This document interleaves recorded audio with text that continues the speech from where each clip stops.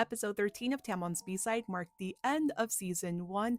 As always, there will be spoilers, so if you haven't watched the episode, make sure to watch it first. So Episode 13 covered a lot of Volume 7, I would say about 90%.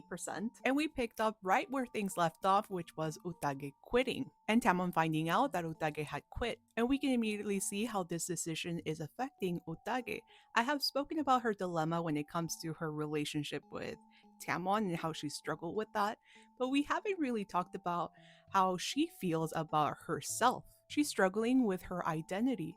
Is she just a fangirl, or is there more to Utage than just being a fangirl? And as she's having her identity crisis, she starts hallucinating and imagining both Tamons as different people. And we see how Hari Hara is now upset that Gloomy Hara is getting more attention. And she feels a lot of guilt because she's idolized the idol for so long, but now she cares about the real person. And this whole scene is quite funny because she made it a choice to surround herself with everything Tamon in her room, but now Tamon's also interested in her and she can't really comprehend that. It's almost as if the tables have turned. And when we get to see her room, we can see how cold and empty it feels without all the Tamon merchandise. The light in her life has quite literally disappeared, although her younger siblings are quite happy about not seeing all the merchandise. Then we find out that Tamon has showed up and found out where Utage lives, which I know people will point out as a red flag. And the series is very self-aware. This is supposed to be a parody of shoujo tropes,